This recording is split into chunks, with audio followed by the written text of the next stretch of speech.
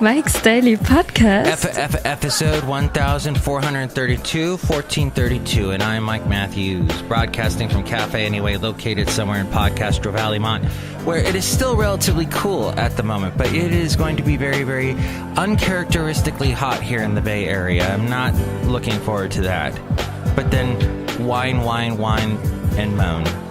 But seriously, nobody has air conditioning here in the Bay Area because Mike's Daily Podcast. We always seem to have that nice cool air coming off the bay, but today, tomorrow, definitely not. Mike's Daily Podcast. But I talked to someone yesterday while I was walking Basil the Boxer, and this person was someone who was a talker, and we talked about podcasts, and he didn't know what they were, so I had to go with the flow, and I told him what a podcast was, and I think I explained that. Mike's Daily Podcast. It's a recording that people do. Either it's taken off of a radio show, or Mike's they do it at Daily a restaurant like I'm at right now. Podcast. Cafe Anyway, really. Yeah!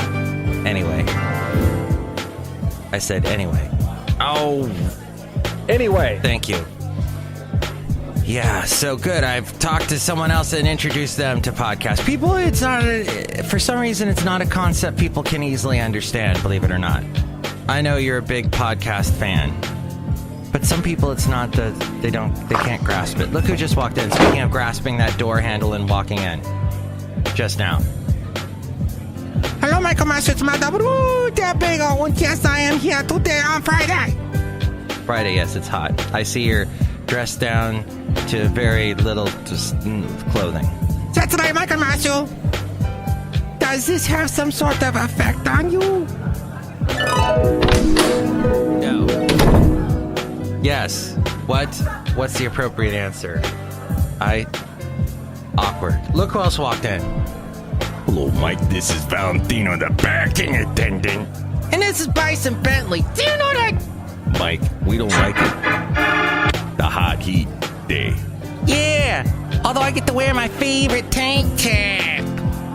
Do you know that? Oh, your favorite tank top. Wonderful. Guys, listen. I want to make sure that Cafe Anyway is the perfect place for everyone to be, even though we don't have air conditioning, and it's going to be, hot as balls? And by balls, I mean, of course, soccer balls, which are on the hot soccer field that people are kicking. And here's today's podcast picture. To and fro, back and forth. Who just kicked a soccer ball through our window here? Anyway, that window should have been opened anyway, because we need more air.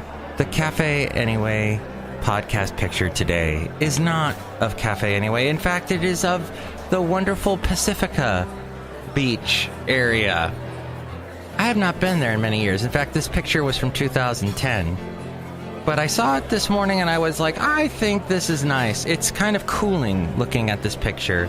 Whereas I hear, though, this particular spot is going to be about 101 tomorrow, which to me, I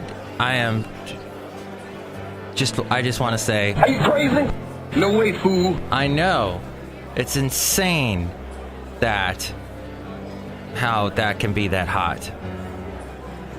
You've got to be kidding me. I know.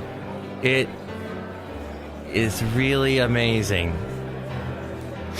So, what do you have to say about it, Paul Ryan? I think part of what is happening, I think Democrats are letting their hair on fire to get you to cover this story, to kind of keep repeating the same story. Oh, no, they're letting their hair on fire because it's just hot, and their hair is spontaneously combusting. It's what it is. I told the guy yesterday that he was about to listen to the podcast. I go, be careful, there's a lot of sound effects. It's like a total sound effect fest, as I have presented to you. At any rate, remember last week I was talking about going to 21st Amendment, the beer place, and having a beer with Kevin, who used to do Addendum with Kevin with me here on Mike's Daily Podcast. And we talked to this guy from Boston who had driven a truck from Boston to here, an older guy, quite the alcoholic, drinking quite a lot of beer, makes his own alcohol at home, has a still at home in Boston. And he was talking to us about the homeless situation. He goes, oh yeah, the homeless situation in Boston is bad. You think you got it bad here in the Bay Area? Oh, it's bad in Boston. But Boston, the weather is so bad. It's really bad for homeless people. There, you're homeless. Here, they say, you know, I'm homeless. You're not homeless, you're camping, is what he said. Which, I guess his point is it's so warm. But, you know, the alternative, we don't have the... I guess we have some pretty cold temperatures here. But on the opposite end, it's going to be hot for the homeless this weekend. And there are actually going to be some cooling areas set up at local convention centers around the Bay Area. Cooling centers to cool you down. They have cooling centers in Las Vegas. They're called casinos. Oh my God, I just want to... Folks, that's the end of the first part of the show. Now let's get to the second part, where we're going to have a news segment, which I have in the back of my mind that I think I'm going to call the MIKELOPEDIA INSANICA. How about that? Because it's insane what's going on. So I will tell you about that. It's coming up in just a moment. But first, MIKES-DAILY-PODCAST.com is a wonderful place to go, where you can hear all the past shows. You can help out the show through the Amazon link. Click on that and buy whatever it is you're going to buy, and that helps us out. And there's also the PayPal, too, if you'd like to help us out that way. Thank you very much. You'll get a special greeting from all the Cafe Anyway characters, and you'll become an inglorious Mike's Daily Podcaster. And, oh my gosh, someone just walked in. Madame Rootabega, Valentino, Bison Bentley. Let's be on our best behavior. We want to totally be as nice as possible. And they just left. Shoot. And I think they took a picture too, which they're going to post online, and it's going to be a negative review. Oh wait, I just got even though in my cartoon yesterday I said that I was no longer going to be on Instagram because hackers hacked into Instagram and stole people's contact information and nude photos of Justin Bieber. And I said I was going to no longer be on Instagram. Oh, snap. And I won't be on Snapchat either. But here, let me look at... Anyway. Oh, yeah, someone did post a picture of Cafe Anyway. Oh. It says... The caption underneath says... That's terrible. No. They don't like Cafe Anyway. Well, the point being... I don't know what the point was, but... Thank you for coming to Cafe Anyway by listening to the show. Let's get to the segment now called...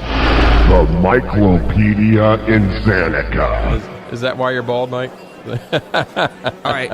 I think that's the name of the segment. At any rate, what we're going to do is tell you about, first off, this is not the best news to hear, that there's a new hurricane brewing in the Atlantic. And she's a monster, apparently. It's Irma. Yeah, I hope Irma mellows out by the time it gets to landfall. It's packing 115-mile-per-hour winds at the moment and strengthening rapidly. It was declared a Category 3 hurricane just before 5 p.m. This was yesterday? Today. What? It's not 5 p.m. yet. And was heading west at 12 miles per hour, picking up speed. At the time, it was about 3,000 miles southeast of Miami. It's expected to be extremely dangerous hurricane in the next several days. A National Hurricane Center spokesperson said the rapid intensification of Irma's strength caught everybody's attention at their headquarters in Miami. The good news is we have lots of time to watch this develop. It's at least 5 or 6 days away from touching any land. And by land, he means the easternmost island in the Caribbean Sea. The last major storm named Irma appeared in the Atlantic back in 1978, and it never made it to the U.S. coast. Tropical storm Irma, October 5th of 1978, came within 500 miles of the Azores. But now back to the pressing problems at hand about the Hurricane Harvey. The water was leaving, but across southeast Texas yesterday, new dangers... Oh, that was yesterday, that 5 p.m. yesterday, obviously. That they heard about Irma. New dangers kept appearing in Hurricane Harvey's wake. In Crosby, the northeast of Houston, loud pops were heard coming from a crippled chemical plant where safety systems were flooded, and authorities said an explosion could be imminent. In Beaumont, 118,000 people were without drinking water after floods disabled the city's system. For most of them, there was no easy way out of a town that now felt like more of an island. The city was surrounded by swollen rivers and bayous cutting off most roads. 40 miles to the southwest, in Anahuac, the employees of an alligator farm circled their flooded property in boats with guns at the ready. There were 350 alligators inside, and their pens were flooding, and they're very close to getting out. Environmental Protection Agency planes sniffed for toxic chemical releases. Below there was flood water that authorities warned could contain pollutants and pathogens. In between, there were authorities and regular people trying to find order and supplies in landscape totally changed by the massive storm. That, according to the Washington Post.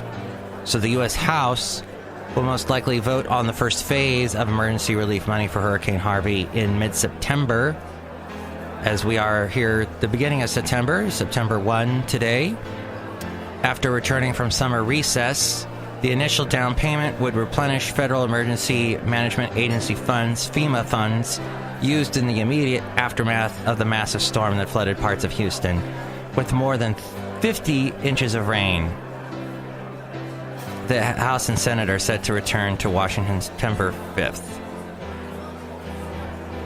That is going to be on Tuesday. Energy Secretary Rick Perry. You know, he was governor of Texas for 15 years. Here, we have term limits in California. How did he get to be governor for 15 years? Jerry Brown's got to be out. Let's see, he's been governor for 7, I think it'll be 8 years altogether. So that's crazy. They got no term limits in Texas. I've got every... and he took over when Bush became president. W. Bush. I've got every confidence that Congress will deal with this in a timely manner, he said. But he had no idea how much money will be needed. He was talking from the Air Force 2 and sort of sitting off to the side on a chair looking really casual and comfortable and sure that everything was going to be fine. Well, I hope he's right. It's been years since we got a Moto X, but Lenovo hasn't forgotten about Motorola's one-time flagship. Motorola unveiled the 4th generation model at IFA in Berlin. It's not the Moto X you remember. For one, it's among the few smartphones out there with built-in support for Amazon's Alexa. And did you hear that Microsoft and Amazon are going to be working together, joint venture, helping each other out as they are trying to beat the Mac, Apple people, iPhone people, and stuff. It's part of an even more exclusive club of devices that just let you speak to her the way you'd speak to an Echo. Motorola confirmed that it was working on Alexa-capable devices at this year's Mobile World Congress. The differences don't end there. Remember how you could use Moto Maker to turn earlier models into devices that were uniquely yours? Well, no, I don't remember that at all. Article from Engadget. Well, that's over. The X4 comes in any color you want, as long as it's black or bluish gray.